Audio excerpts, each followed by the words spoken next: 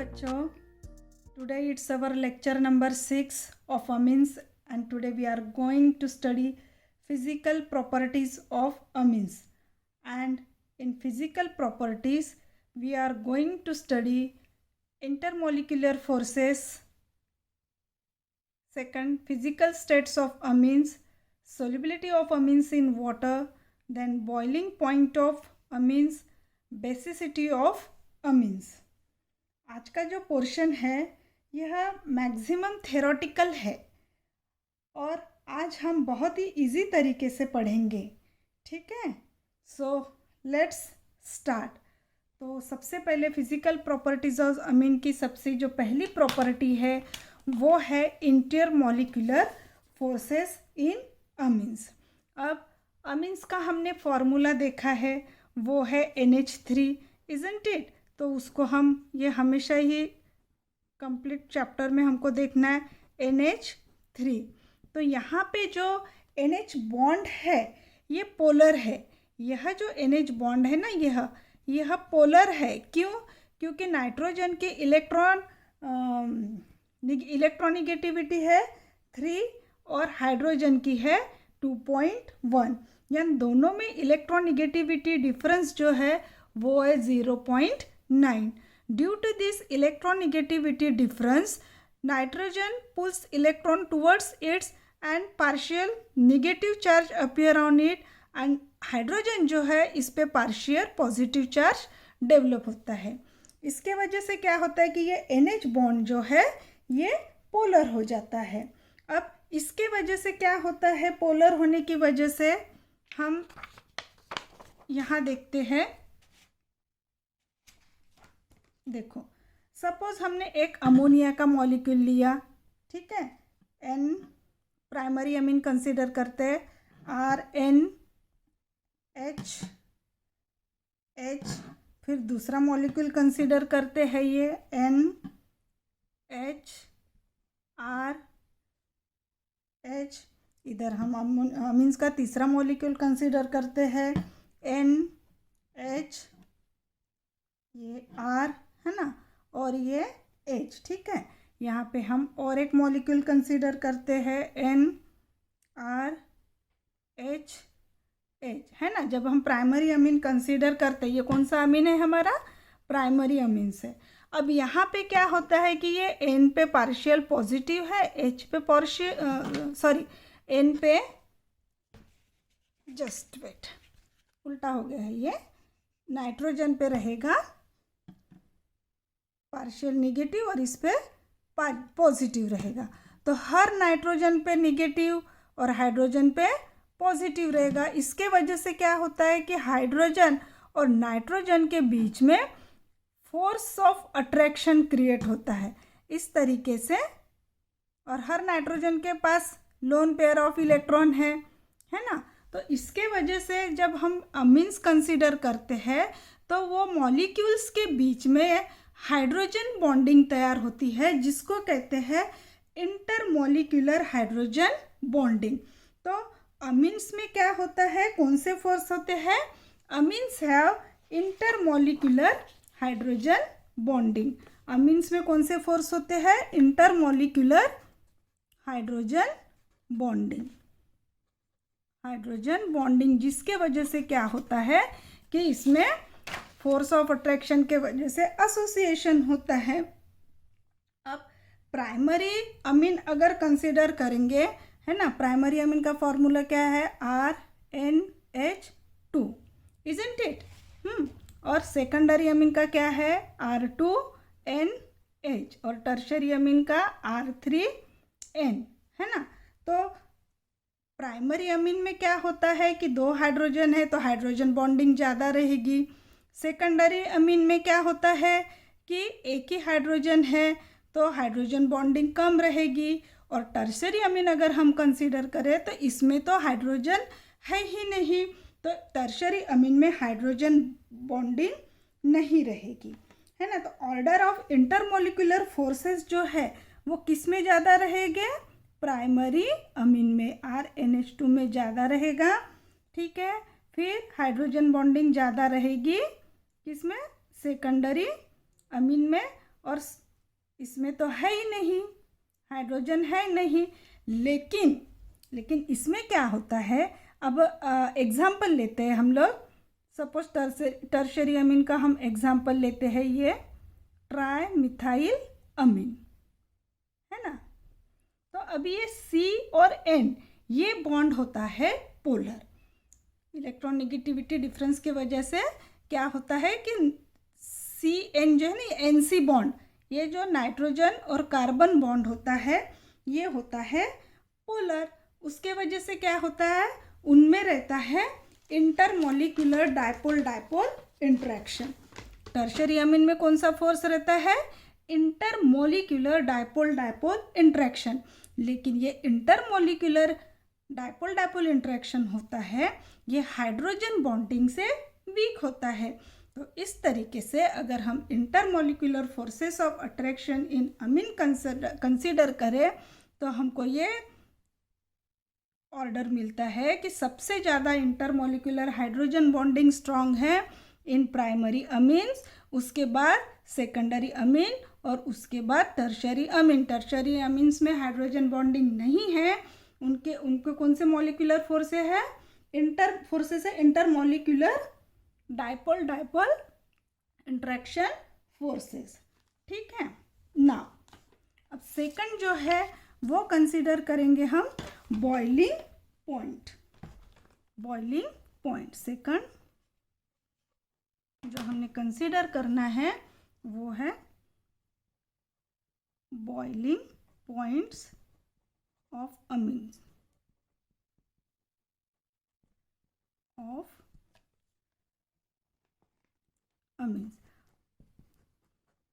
ठीक है। अब बॉइलिंग पॉइंट्स ऑफ अमीन्स अगर हम कंसीडर करें तो उसका जो ऑर्डर होता है वो कुछ इस प्रकार से होता है। प्राइमरी अमीन जो होता है वो उसका बॉइलिंग पॉइंट ज़्यादा होता है, फिर सेकेंडरी अमीन्स का कम होता है उससे, और उससे कम बॉइलिंग पॉइंट कम होता है टर्शरी अमीन्स का। फॉर एग्जाम्पल अगर हम आइसोमेरिक अमीन कंसीडर करें है ना, आइसोमेरिक अमीन्स यानी सपोज हमने प्राइमरी अमीन कंसीडर किया है CH3 CH2 CH2 NH2, ये हो गया हमारा प्राइमरी अमीन। ठीक है, फिर हमने सेकेंडरी अमीन करना है। सेकेंडरी अमीन यानी क्या होगा, इसी का यानी हमारा मॉलिक्यूलर आइसोमेरिक यानी क्या होता है, मॉलिक्यूलर फॉर्मूला सेम लेकिन स्ट्रक्चर डिफरेंट। तो अभी ये C3H9N इसका मॉलिक्यूलर फॉर्मूला है, तो ये हो गया N, ये H और ये C2H5, इसका भी फॉर्मूला C3H9N हो गया है। और अगर हम टर्शरी अमीन कंसीडर करें ट्राई मिथाइल अमीन है ना, ट्राई मिथाइल अमीन, तो यहाँ पे अगर हम देखेंगे, हमने अभी थोड़ी देर पहले देखा था कि प्राइमरी अमीन में intermolecular forces of attraction strongest होते हैं, देन सेकेंडरी अमीन और टर्शरी अमीन में हाइड्रोजन बॉन्डिंग तो होती नहीं है लेकिन डायपोल डायपोल इंट्रैक्शन होती है। तो इसके वजह से यहाँ हाइड्रोजन प्राइमरी अमीन में हाइड्रोजन बॉन्डिंग स्ट्रॉन्ग होने के वजह से क्या होता है कि उसका बॉइलिंग पॉइंट सबसे ज़्यादा होता है, उसके बाद सेकेंडरी अमीन का और उसके बाद टर्शरी अमीन्स का, है ना। तो इस तरीके से अगर हम देखेंगे तो primary amine hydrogen bonding strong होने के वजह से उनमें एसोसिएशन ऑफ मॉलिक्यूल्स ज़्यादा होता है due to strongest intermolecular force of attraction. किस वजह से, हाइड्रोजन बॉन्डिंग, क्योंकि वहाँ 2 हाइड्रोजन बॉन्ड रहते हैं तो वो आपस में जब कंबाइन होते हैं तो 3 हाइड्रोजन बॉन्डिंग तैयार करते हैं। उसके बाद सेकेंडरी अमीन्स में और कम हो जाती है हाइड्रोजन बॉन्डिंग, और इस तरीके से क्या होता है, हाइड्रोजन बॉन्डिंग कम होने के वजह से उनमें इंटरमोलिकुलर फोर्स ऑफ अट्रैक्शन कम होते जाता है और बॉइलिंग पॉइंट भी उनका डिक्रीज होते जाता है। उसके बाद अगर हम देखेंगे तो प्राइमरी अमीन स्ट्रेट चेन है, सेकेंडरी और टर्शरी में देखेंगे तो सरफेस एरिया ब्रांचिंग के वजह से क्या हो रहा है, डिक्रीज हो रहा है, इंक्रीज, ब्रांचिंग इंक्रीज हो रही है तो सरफेस एरिया क्या हो रहा है, डिक्रीज हो रहा है। जब सरफेस एरिया डिक्रीज हो जाता है तो van der Waals force of attraction जो होता है वो क्या हो जाता है, डिक्रीज हो जाता है। अब इससे हम कंसीडर करेंगे, आपके टेक्स्ट बुक जो है उसमें है दिया हुआ ये बॉइलिंग पॉइंट का कंसीडर करते हैं हम लोग ये, ठीक है। अब यहाँ पे ये देखिए, अगर हम सेम मॉलिक्यूलर मास के अगर अमीन्स हम कंसीडर करते हैं तो देखो यहाँ पे क्या हो रहा है कि ये जो है प्राइमरी अमीन्स है, सेकेंडरी अमीन्स है, ये टर्शरी अमीन्स है। तीनों के मोलर मास 73, 73, 73 है।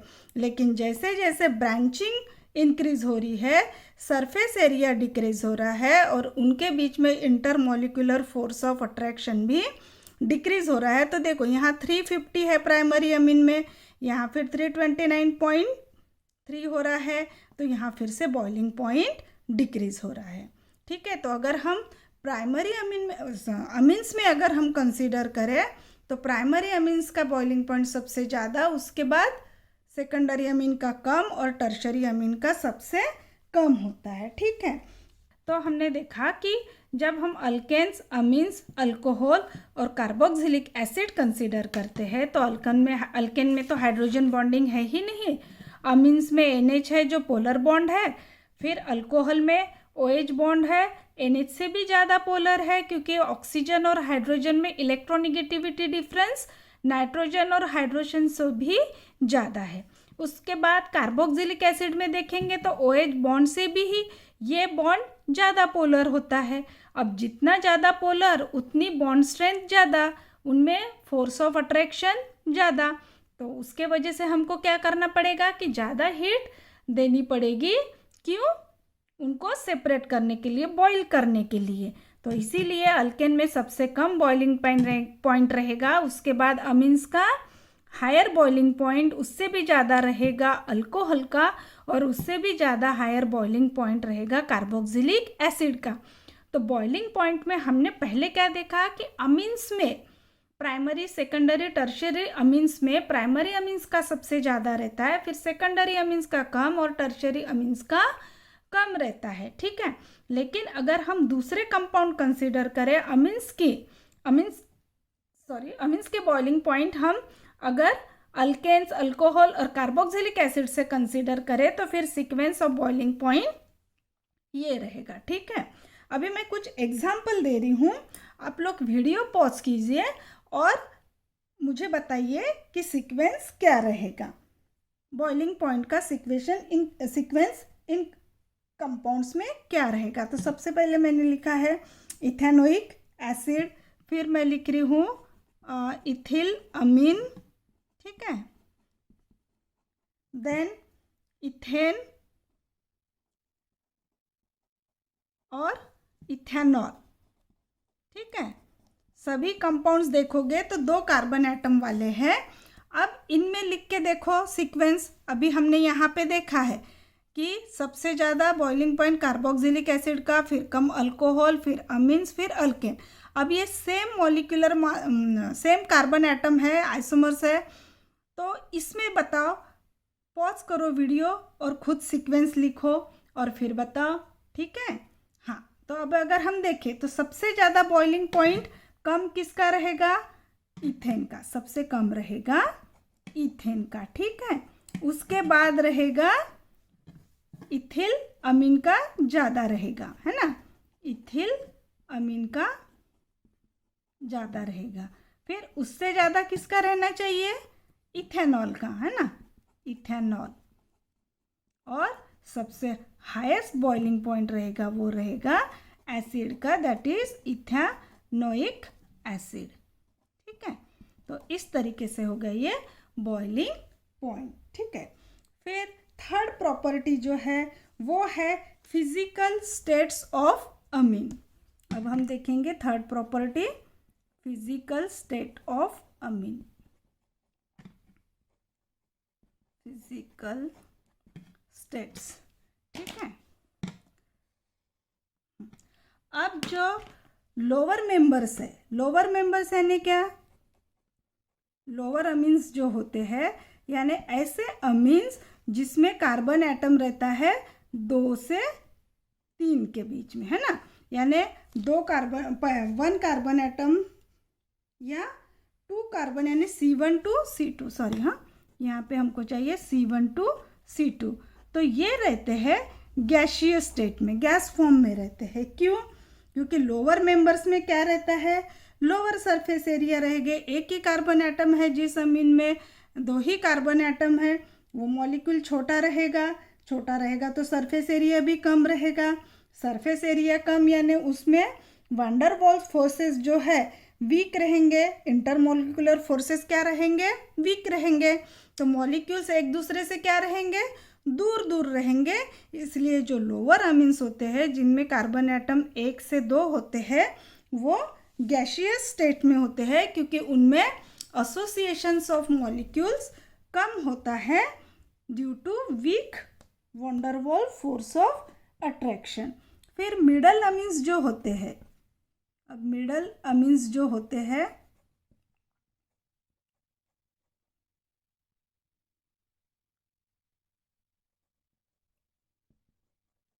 ये C3 कार्बन से लेके C6 तक होते हैं, ठीक है।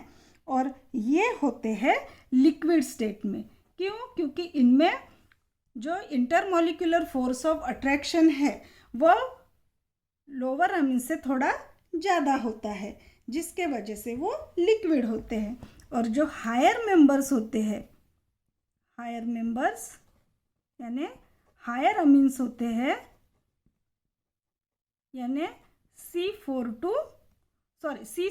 टू ऑनवर्ड्स, वो उनमें जो फोर्स ऑफ अट्रैक्शन होता है वो ज़्यादा होता है, जिसके वजह से वो एक दूसरे से अटैच रहते हैं, एसोसिएटेड रहते हैं, और जिसके वजह से वो normal temperature, under ordinary temperature and pressure वो क्या रहते हैं कि सॉलिड फॉर्म में रहते हैं, ठीक है। ये हो गई एलिफेटिक अमीन के बाद। ये जो अब हमने फिजिकल स्टेट देखा ये सब एलिफेटिक अमीन की है। लेकिन अगर हम एरोमेटिक अमीन और एनिलीन कंसीडर करें, क्या फॉर्मूला है एनिलीन का, इस तरीके से होता है ना, एनिलीन, है ना। तो एरोमेटिक अमीन्स और जो एनिलीन होता है ये कलरलेस होते हैं और लिक्विड फॉर्म में होते हैं। ये क्या होते हैं, कलरलेस और लिक्विड फॉर्म में होते हैं, लिक्विड स्टेट है। और ये जो रहते हैं कलरलेस रहते हैं, लेकिन जैसे ही वो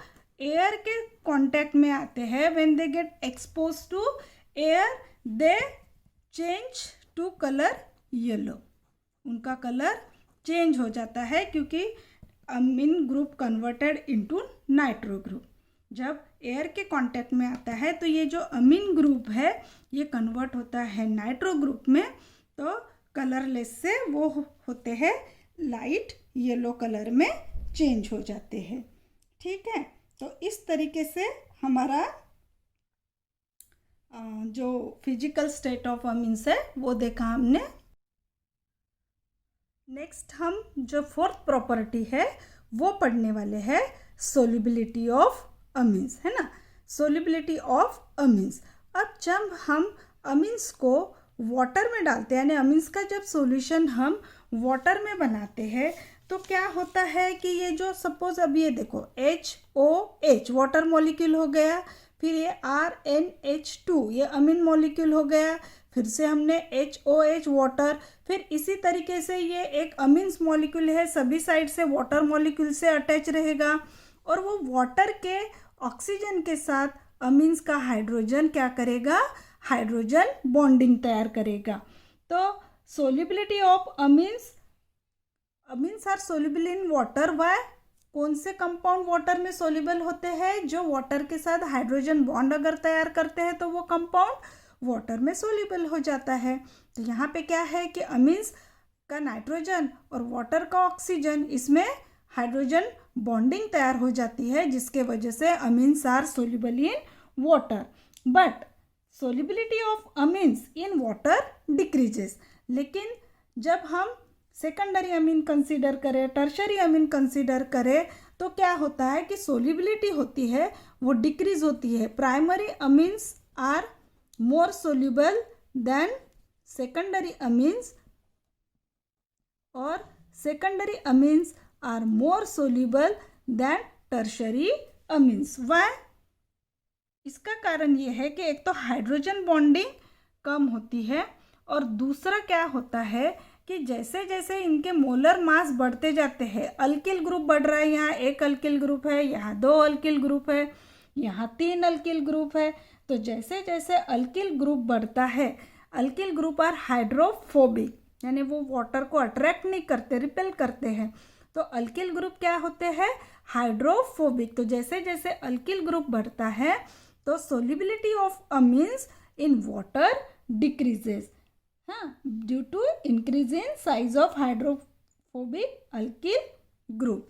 सो primary amines are more soluble, उसके बाद सेकेंडरी अमीन की सोल्यूबिलिटी कम होती है और टर्शरी अमीन्स की और भी कम हो जाती है, क्योंकि वहाँ पे क्या है कि 3 अल्किल ग्रुप बढ़ जाते हैं। ठीक है, फिर हम देखेंगे एरोमेटिक अमीन्स का क्या होता है। एरोमेटिक अमीन्स और एनिलीन, एरोमेटिक अमीन्स और एनिलीन है ना, इनकी सोल्यूबिलिटी या हायर एलिफेटिक अमीन्स होते हैं, ये वाटर में इनसोल्यूबल होते हैं, insoluble in water, these are insoluble in water, क्योंकि ये क्या है, हाइड्रोजन बॉन्डिंग तैयार नहीं कर पाते हैं।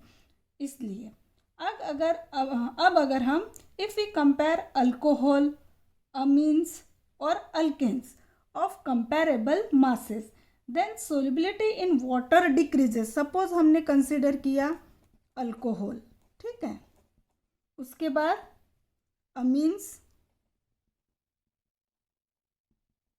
और अल्केन्स, तो ये जो सोल्यूबिलिटी है वाटर में वो डिक्रीज होती है, क्योंकि अल्कोहल वाटर के साथ हाइड्रोजन बॉन्ड तैयार करता है। फिर अमीन्स की स्ट्रेंथ कम होती है और सबसे कम सोल्यूबिलिटी होती है अल्केन की, क्योंकि अल्केन तो हाइड्रोजन बॉन्ड वाटर के साथ तैयार कर ही नहीं सकता, क्योंकि उसमें इलेक्ट्रोनेगेटिव एटम नहीं होता है ना। अल्कोहल में क्या है, ऑक्सीजन हाइड्रोजन बॉन्ड रहता है जो कि पोलर है, इसे हम पहले ही देख चुके हैं। अमीन में NH बॉन्ड थोड़ा कम पोलर है और इसमें तो हाइड्रोजन बॉन्डिंग या कोई भी इलेक्ट्रोनेगेटिव एटम है ही नहीं, तो solubility decreases in this order.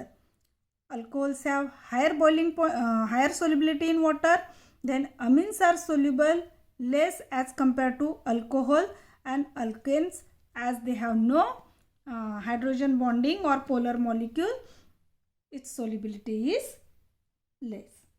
ठीक है, then we will see fifth factor, that is basicity of amines. Factor जो है हमारा वो है बेसिसिटी ऑफ